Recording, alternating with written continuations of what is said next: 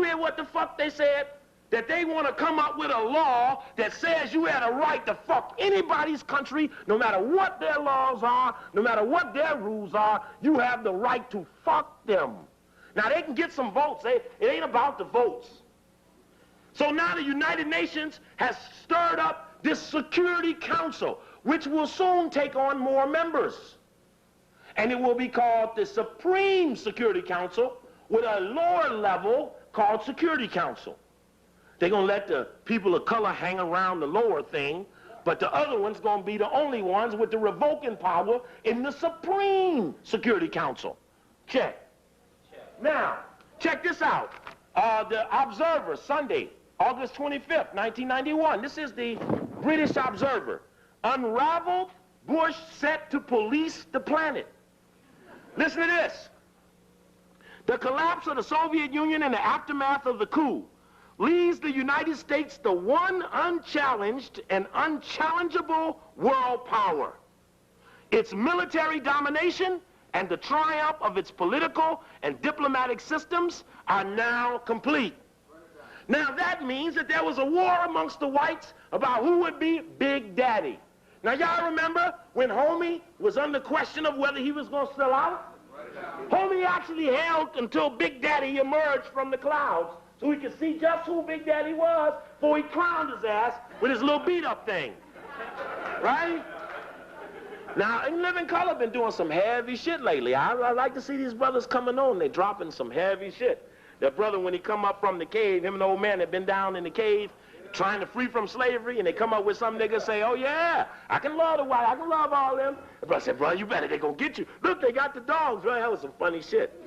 And that one with Clarence Thomas where he was sitting there getting coffee and shit, and one day he woke up and figured out he'd be there for a lifetime. He set his ass back down, started getting black and shit. In fact, did you all see Clarence Thomas when he sat up and said, hey, look here, I didn't kiss your ass all my life. I didn't marry one of your women, I didn't behave, I didn't fuck my own people. Then you drag my ass across the coast like this, if the uppity nigga asks me, I'm gonna tell him don't do it. I don't believe in you no more, and I didn't kiss your ass all my life.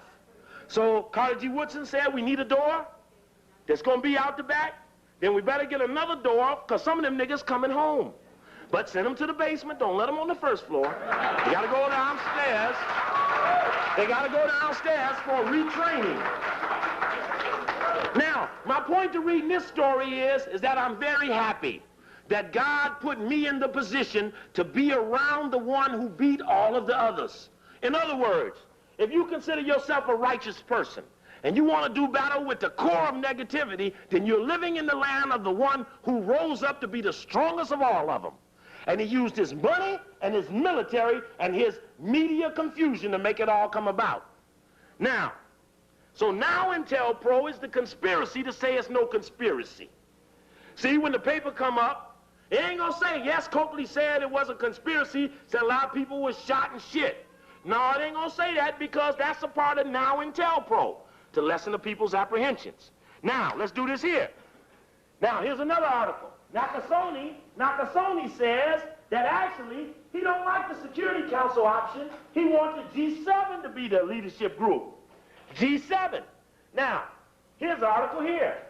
Washington Post, September 7th, 1991. Nakasone urges lead role for G7 industrial states. Japan's ex-leader sees peace by consortium. He says that Germany and Japan ain't on the Security Council, but we got big money. We in the trilateral thing. So we say we can't be about the Security Council as the ultimate ass-kicking spot when we the money boys ain't in it. So we say that G7 ought to be the coordinating group, and it ought to tell the Security Council what to do. Now, this is a disagreement amongst the whites over what's going to be the institution that will call the shots on Front Street, right? Now, the G7, again, as I mentioned earlier, was started by the Trilateral Commission, which in '72 said United States, Western Europe, and Japan would form the leadership grouping for the New World Order. In '72, when everyone saw it, they said, why isn't China there? Why isn't Russia there, Soviet Union? They said because they will be the victims of the New World Order. They will have to get with the three emerging clusters. Get an article in the fall issue of Foreign Policy magazine by Richard Ullman, U-L-L-M-A-N. In that article about the post-Cold War is to talk about the whole world unifying around three clusters. That in the United States cluster, Canada, Mexico, and South America would be in the North American cluster. It says that in the European cluster, that East Europe and the white European side of the Soviet Union would be in the European cluster. And that in the Asian cluster, Malaysia, Hong Kong, Taiwan, Singapore, Azerbaijan, or whatever the name is, the Asian side of the Soviet Union, would be in the Japanese cluster. Right? They said that shit in 72. The shit come about by 92. Right? Now somebody gonna sit up and say, Coakley said, tra-la. Get your ass up and study the shit. There will be problems for lying to the people this late in the game. Now, so the shit come due. When I say we put the focus on the ones who emerged, we had them tabbed for 10, 15 years. I can tell you about, look at Hakeem Mahabuti's book, Black Men and Obsolescence.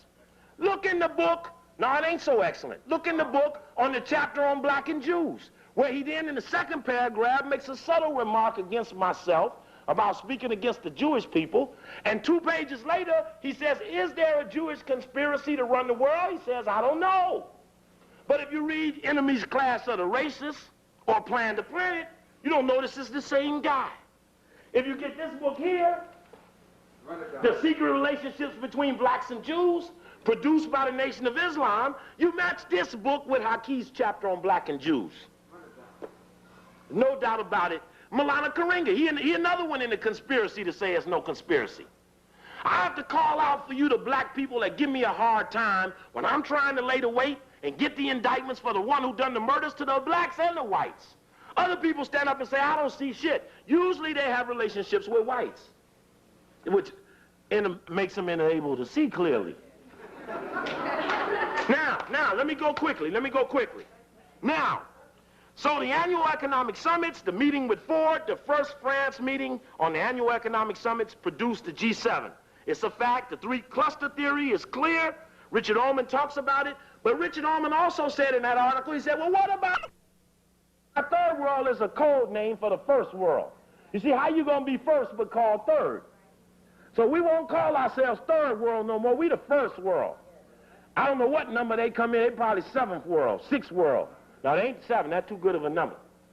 Now, hold it. Now, listen up. Hold now. Hold. Got to do it quick now. Richard Ullman said that the third world countries will be like specters at the feast. He said that aid to the third world countries will be palliative, not curative. Now, stop right there. Code phrase, palliative. What does that mean? Pacifying. Curative means thoroughly cleaning it up. It's going to be palliative and not curative, which means that don't go looking for something they have already said they're not going to fix it. Which means that the goal was to hold it long enough till we kick its ass. So, read that article, Richard Ullman, Foreign Policy magazine, fall 1990. It's in the Long Beach article. It's also in the Rhodes Rothschild. Now, charismatic versus pragmatic. Here's an article from World Magazine saying no more charismatic populists in Africa. It's in this article. This is August 91. Africa on its own. And in there it says no more charismatic populists in Africa. Now we can move with democracy. Saying that all of the popular African leaders who had the ability to lead across jurisdictional boundaries had been neutralized. This was a good time for them to try to take it. This was this preference for institutional leadership. You ever seen white people? You ever seen David Rockefeller and them speak? Well, you know, today we took another country. And it's so good for us to be in control here in the world. Right? See, when you're running this shit, you talk real low. When you're running this shit, you talk real low. See, we ain't run shit. We fuck them. You know, we're way up, right? Right? See, because we the down one. We trying to work out of something. They in the control, so they talk real low and unattractive. No charisma amongst them. They are institutional. They have said they will fuck every individual. It's a group thing. And they run it like a group thing. Now, let me go on. Quick. Oh, yeah. Now, be especially leery. Got the tape up here about FEMA, the Federal Emergency Management Agency. Ollie North is exposed in '82 in the Iran-Contra affair as being a part of a project that could suspend the Constitution and declare martial law. And that certain military people had been trained to be in the position. Someone has been trained to run Minnesota. And it's not the governor, the mayors, and you need to check them to see who these military people are now, because if they were to take over, you might not like them. On November 17th, CNN did a very special project. It took them 1 year to investigate FEMA. It's November 17th. I had the transcripts up here, and all it said was that there's a process or a way that somebody could run the U.S. government and you never know who they were, because if they declared a martial law, here's the transcript here. November 17, 1991, CNN Special Assignment Transcript number 101, air date. So you can send for it, called the Doomsday Government. It took them a year to find out about a government agency which had the power to take control over everything. Even the other whites weren't allowed to find out about it. Then in December, first week of December, Time magazine did an article called Doomsday Hideaway about Mount Weather, where they can take the leaderships in case of national disruption.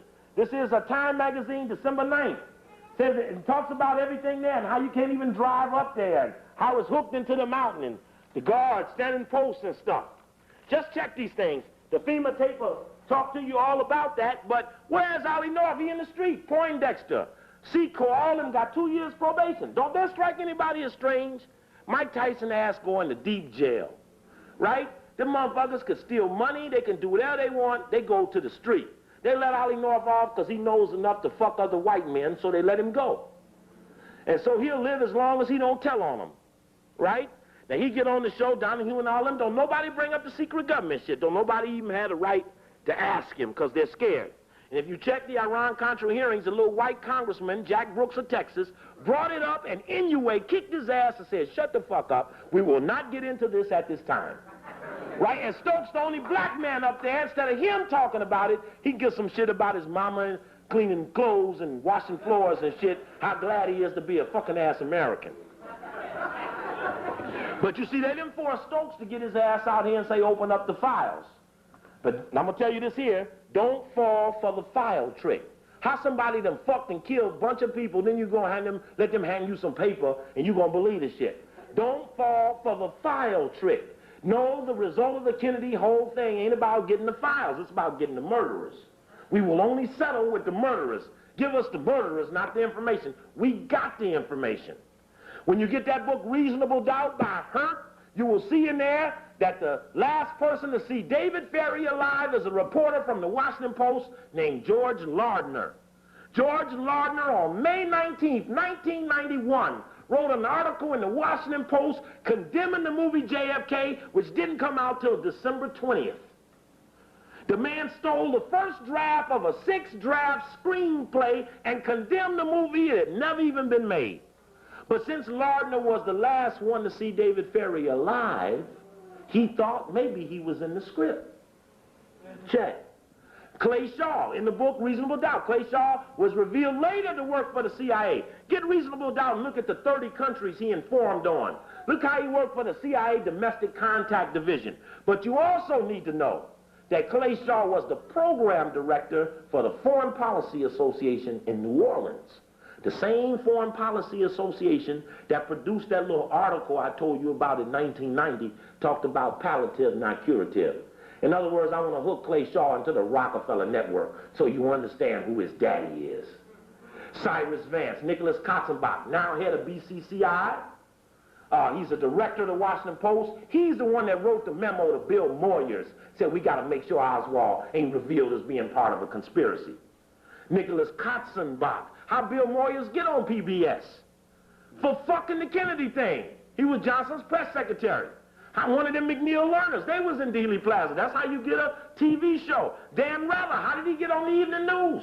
Read his book, The Camera Never Blinks, about how he said the head went forward when the camera showed the head went backwards. He said, and I blinked and the camera didn't. That's deep shit. Now, I see we down on time and we want to have some questions. So, what time we at? Where we at now? Where we at now? What time is it? Okay, last thing. One, go get the board of directors of your local utilities, your gas company, your phone company.